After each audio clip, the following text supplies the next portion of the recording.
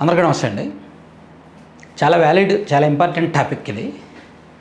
నిన్న మన సీఎం చంద్రబాబు నాయుడు గారు మహిళలతో మీటింగ్ పెట్టారు. ఇది స్త్రీ శక్తి పథకం ప్రారంభించారు, అంటే ఉచిత బస్సు పథకం ప్రారంభించి 1 year పూర్తయిన సందర్భంగా ఆయన మహిళలతో పాటు బస్సు జర్నీ చేశారు, ట్రావెల్ చేశారు, వాళ్ళతో పాటు మాట్లాడారు. ఆ తర్వాత ఒక చోట వాళ్ళతో పాటు ఇంటరాక్ట్ అయ్యారు. ఈ ఇంటరాక్షన్లో ఆయన ఒక మాట అన్నారు, ఒక సబ్జెక్ట్ మాట్లాడారు. ఒకసారి వినండి. ఎలక్షన్లో ఇక్కడ ఓటేస్తే మనకు 10 రూపాయలు ఎక్కువ ఇస్తారంటే మీరు ఓటేసేస్తున్నారు. అంటే నేను ఎందుకు మోసంగా మాత్రం మీరు కూడా ఆత్మవిమర్శ చేసుకోవాలి. ఎందుకు ఆ విషయం కూడా మేము ఎందుకు అడుగుతున్నారంటే, ఏ రాజకీయ నాయకుడు ఇంట్లో నుంచి డబ్బులు తేడు కదా, సంపాదిస్తున్నారు ఇళ్ళు వ్యాపారాలు చేసి, లేదు కదా. రెండోది మీకు ఇచ్చే డబ్బులు లంచమే కదా. ఎలక్షన్ లో 2000 ఇస్తారు, 2000 ఇచ్చిన దానికి 2 లక్షల రూపాయలు ఆయన కలెక్ట్ చేసుకుంటారు, అంతే కదా. ఆయన సంపాదించిన దాంట్లో మీకు పీనట్స్ ఇస్తాడు, ఒప్పుకుంటారు దీనికి. సో అందులో సారాంశం ఏమిటంటే, ఆయన చెప్తున్నది ఏంటంటే, బహుశా నాకు తెలిసి దేశంలో ఏ రాజకీయ నాయకుడు కూడా ఇంత నిక్కచ్చిగా, ఇంత నిఖార్సుగా, ఇంత నర్మగర్భంగా మాట్లాడరేమో. మీరు ఎన్నికల్లో ఓటు వేయడానికి డబ్బులు తీసుకుంటున్నారు, సో మీకు 2000 ఇచ్చిన నాయకుడు 2 లక్షలు సంపాదించుకోవడానికి అక్రమ మార్గాలు ఎంచుకుంటున్నాడు. సో ఇది ఏ నాయకుడు కూడా వాళ్ళ ఇంట్లోంచి డబ్బులు తీసుకొచ్చి మీకు పంచిపెట్టడం. ఎస్, 100% నిజం. రాజకీయ అవినీతికి బీజం పడుతున్నది అక్కడే. రాజకీయ అవినీతిని కంట్రోల్ చేస్తే, రాజకీయ నాయకులు తమ అవినీతిని కంట్రోల్ చేసుకుంటే వాళ్ళు అధికారులను కూడా కంట్రోల్ చేయగలరు. ఒక నియోజకవర్గంలో ఒక ఎమ్మెల్యే లంచం తినట్లేదు అనుకోండి, అవినీతి చేయట్లేదు అనుకోండి, ఆ నియోజకవర్గంలో పనిచేస్తున్న పోలీస్ ఆఫీసర్ లంచం తినకుండా చేసేలా ఆ ఎమ్మెల్యే శాసించగలరు. ఆ నియోజకవర్గంలో పనిచేస్తున్న ఒక ఎంఆర్ఓ లంచం తీసుకోకుండా పనిచేసేలా ఆ ఎమ్మెల్యే శాసించగలరు. ఈ ఎమ్మెల్యేనే లంచం తీసుకుంటే, ఎమ్మెల్యేనే అవినీతి చేస్తే ఇతను మిగిలిన వాళ్ళని ఏమడుగుతాడు? వీళ్ళందరూ దొంగలేగా. సో అందుకని సిస్టంలో కరప్షన్ ఎక్కువైపోతుంది. అదే ఒక అధికారి లంచం తీసుకోకుండా పనిచేస్తే అతను వెళ్ళి ఎమ్మెల్యేని అడగలేడు.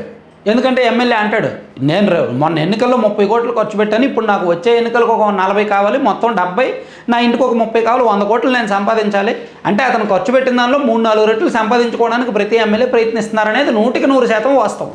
అందుకే కరప్షన్ పెరిగిపోతుంది. ఎప్పుడైతే పొలిటికల్ కరప్షన్ ఉందో అడ్మినిస్ట్రేషనల్ కరప్షన్ అలాగే ఉంది. అడ్మినిస్ట్రేషనల్ కరప్షన్ కంట్రోల్ చేయడానికి ఏసీబీ అనే ఆయుధం ఉన్నా, పొలిటికల్ కరప్షన్ కంట్రోల్ చేయడానికి ఎటువంటి ఆయుధాలు లేవు వాళ్ళకి నచ్చినట్టు. అందుకే మన రాష్ట్రంలో పర్టికులర్గా విచ్చలవిడిగా ఇప్పుడు ఈ 2 ఏళ్లలో చిల్లర అవినీతి జరుగుతుంది. చిల్లర కరప్షన్, చికెన్ షాపుల దగ్గర నుంచి, నేను 10 సార్లు చెప్పినా ఏమనుకోవద్దు, చెప్పాల్సి వస్తుంది. సో ఇసుక, మద్యము, రేషన్ బియ్యము, వాటితో పాటు ఇవి అవి అన్నీ ఏవి వదిలిపెట్టట్లేదు అనమాట. సో దీని అంతటికీ మూలం ఏంటి? ఎన్నికల్లో ఖర్చులు. అందుకే చంద్రబాబు నాయుడు గారు చాలా బోల్డ్గా ఆ స్టేట్మెంట్ ఇచ్చారు, మీరు ఎన్నికల్లో డబ్బులు తీసుకోవడం మానేస్తే చాలా వరకు తగ్గుద్ది అని. అది నిజమే. అయితే ఇక్కడ మనం మరో మాట కూడా మాట్లాడుకోవాలి. ఎన్నికల్లో డబ్బులు చంద్రబాబు నాయుడు గారు ఇవ్వలేదా? ఇచ్చారుగా. కుప్పంలో ఆయన గతంలో పంచిపెట్టలేదా? పెట్టారుగా. తెలుగుదేశం పార్టీ వాళ్ళు పంచిపెట్టలేదా? పంచిపెట్టారుగా. వైసీపీ వాళ్ళు ఇస్తున్నారు, టీడీపీ వాళ్ళు ఇస్తున్నారు. అసలు 1990s 1980s నుంచి ఇది మొదలైందంట. నాకు తెలిసి 1999 ఎన్నికల్లో ఓటుకు 100 రూపాయలు ఇచ్చారు కొన్ని చోట్ల 50 రూపాయలు ఇచ్చారు.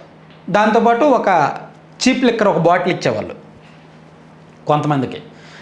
అంటే నాకు 1999 ఎన్నికలు ఎందుకు చెప్తున్నానంటే, అప్పుడు నాకు ఒక 12-13 ఏళ్ళు ఉంటాయి కాబట్టి తెలుసు, కాస్త లోకం అంటే అప్పుడప్పుడో తెలిసే వయసు కాబట్టి పంపిణీల గురించి అప్పట్లో ఇంత సోషల్ మీడియా ఇంత లేదు, మీడియా ఇంత యాక్టివ్గా లేదు కాబట్టి గ్రామీణ ప్రాంతాల్లో ఎలా జరిగేవి ఎన్నికలు అనేవి దగ్గర నుంచి చూసేవాడిని. సో ఆ డబ్బులు 50 రూపాయల నోట్ల గట్టలు, 100 రూపాయల నోట్ల గట్టలు తీసుకొచ్చి పంచిపెట్టడం, అండ్ కేసులు మద్యం తీసుకొచ్చి మా వీధిలో ఒక చోట డంప్ పెట్టి పంచిపెట్టడం, ఇవన్నీ చూసేవాడిని. సో 99 ఎన్నికల్లో, అంతకుముందు 94 ఎన్నికల్లో పంచారో లేదని నేను ప్రత్యక్షంగా చూడలేదు, కానీ మన వాళ్ళు చాలామంది చెప్పారు, మన సబ్స్క్రైబర్స్ చాలామంది. గతంలో నేను ఒక వీడియో సందర్భంగా డిబేట్ చేసినప్పుడు చెప్పారు, 94 ఎన్నికల్లో కూడా కాంగ్రెస్ వాళ్ళు, టీడీపీ వాళ్ళు పంచారు, బట్ 99 ఎన్నికల్లో కొంచెం ఎక్కువ పెరిగింది అని. అంతకుముందు ఓన్లీ మద్యం మాత్రమే ఇచ్చేవాళ్ళంట, అండ్ సారా ఇచ్చేవాళ్ళంట, సారా ప్యాకెట్లో ఇచ్చేవాళ్ళంట. 99 వచ్చేసరికి మద్యంతో పాటు డబ్బులు కూడా ఇచ్చారంట. అంటే దీనికి ఆద్యులు ఎవరు? రాజశేఖర రెడ్డి గారు ఉన్నప్పటి నుంచి, చంద్రబాబు నాయుడు గారు ఉన్నప్పటి నుంచి జరిగింది. సో ఇప్పుడు అదే చంద్రబాబు నాయుడు గారు ఎన్నికల్లో డబ్బులు ఖర్చు పెట్టకూడదు అనేది. ఎందుకంటే నాకు తెలిసినంత వరకు తమిళనాడులో విజయ్ పార్టీ టీవీకే ఎన్నికల్లో డబ్బులు ఖర్చు పెట్టకుండా గెలిచింది. మొన్న జరిగిన తమిళనాడు ఎన్నికల్లో డిఎంకే అభ్యర్థులు కొన్ని చోట్ల 3,000 4,000 ఇచ్చారు. అన్నా డిఎంకే అభ్యర్థులు కొన్ని చోట్ల 2,000 1,500 3,000 కూడా ఇచ్చారు. టీవీకే వాళ్ళు ఎక్కడా డబ్బులు ఇవ్వాలి. వాళ్ళు ప్రచారం కోసం ఖర్చు పెట్టారు అండ్ ఏదో వాళ్ళ కార్యకర్తలను మెయింటైన్ చేయడానికి మేనేజ్ చేయడానికి కార్యకర్తలు రోజువారీ ఖర్చులకు ఖర్చు పెట్టారు అండ్ కార్యకర్తలకు మద్యం ఇవ్వడానికి ఖర్చు పెట్టారే తప్ప సాధారణ ప్రజలకు సాధారణ ఓటర్లకు డబ్బులు ఇవ్వడానికో మద్యం ఇవ్వడానికో అస్సలు ఖర్చు పెట్టాల. అది ఒక రోల్ మోడల్, అది ఒక కొత్త అడుగు, అది ఒక కొత్త ముందడుగు. దాన్ని ఇప్పుడు మన రాష్ట్రంలో కూడా ఇంప్లిమెంట్ చేయాలి అంటే చాలా కష్టం. ఎందుకంటే మన రాష్ట్రంలో డబ్బు రాజకీయాన్ని శాసిస్తోంది, కులం రాజకీయాన్ని శాసిస్తోంది, రాజకీయం డబ్బుని శాసిస్తోంది, కులాన్ని శాసిస్తోంది. ఇవన్నీ కూడా ఒకటే, వీటితో పాటు మీడియా కూడా. అయితే చంద్రబాబు గారు లాంటి నాయకుడు, రాజకీయాల్లో 50 ఏళ్ళ అనుభవం ఉన్న వ్యక్తి, పరిపాలనలో దాదాపుగా ఒక 18 ఏళ్ళు అనుభవం ఉన్న వ్యక్తి, మొత్తం మంచి చెడు తెలిసిన వ్యక్తి, డబ్బులు రాజకీయాలు కులాలు అన్నీ బాగా చదివేసిన వ్యక్తి, అవపోషణ పట్టిన వ్యక్తి, ఆ స్థాయిలో ఉన్న ఆయనే రాజకీయాల్లో డబ్బు పంపిణీల గురించి ఎన్నికల్లో డబ్బు పంపిణీ గురించి మాట్లాడారు అంటే ఎక్కడో సంస్కరణ మొదలవ్వబోతోందేమో అనిపిస్తోంది, ఎక్కడో దీన్ని అడ్డుకట్ట వేయబోతున్నారేమో అనిపిస్తోంది. అయితే నాకు ఒక ఆశ ఉంది. నిజానికి డబ్బులు అందరూ తీసుకోరు. ఇప్పుడు ఒకప్పుడు అందరూ తీసుకునేవాళ్ళు. 2009 2014 ఆ టైంలో. 2019 నుంచి ఒక గ్రూప్ అంటే ఒక ఏజ్ గ్రూప్, ఒక 30 ఏళ్ళు 25 ఏళ్ళు ఉన్న వాళ్ళు తీసుకోవడానికి ఇష్టపడరు, ఆశించరు కూడా. సో 2024 వచ్చేసరికి కూడా డబ్బులు తీసుకొని వారి సంఖ్య పెరిగింది. ముఖ్యంగా జెడ్ గ్రూపు అండ్ 35 ఏళ్ల లోపు వాళ్ళు యువత అసలు తీసుకోవడానికి ఇష్టపడరు, చదువుకున్న యువత, అర్బన్ ఏరియా ఓటర్లు కూడా.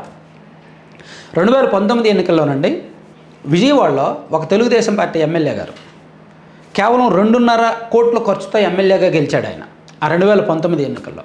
2019 ఎన్నికల్లో ప్రతి ఒక్కరికి నాయకులకి మినిమం 20 కోట్ల నుంచి 40 కోట్లు 50 కోట్లు ఖర్చు అయింది. కానీ ఆయనకు మాత్రం 2.5 కోట్ల ఖర్చు ఆయన ఎమ్మెల్యేగా గెలిచాడు 2019లో. అంటే అది అర్బన్ ఏరియా కాబట్టి చాలామంది డబ్బులు ఆశించకుండా ఓట్లు వేశారు కాబట్టి అయింది. కానీ 2024 వచ్చేసరికి మళ్ళీ చాలా చోట్ల డబ్బులు ఖర్చు పెరిగింది, హోరాహోరీగా జరిగే, ఖచ్చితంగా గెలవాల్సిన పరిస్థితి ఉంది. ఒకరికేమో అధికారం నిలబెట్టుకోవాలని, ఒకరికేమో గెలవాలని. సో ఈ ప్రభావం 2029లో ఉంటుంది. అయితే ఓవరాల్గా డబ్బులు తీసుకొని వారి సంఖ్య పెరుగుద్ది, పర్సంటేజ్ ఆఫ్ పీపుల్ ఆ సంఖ్య పెరుగుద్ది. ఆ యూత్ ఓటర్లు తీసుకోరు, జంజీ తీసుకోరు. 2034 వచ్చేసరికి రాజకీయ చైతన్యవంతులు ఎక్కువ మంది అవుతారు, చదువుకున్న వాళ్ళు ఎక్కువ మంది అవుతారు. అండ్ చంద్రబాబు గారు ఇప్పుడు చెప్పిన పాయింట్ అడుగడుగున గ్రామీణ ప్రాంతాలకు కూడా వ్యాపిస్తుంది. అందరూ కూడా అదే మాట్లాడుకుంటారు, సోషల్ మీడియాలో అదే చర్చ జరుగుద్ది.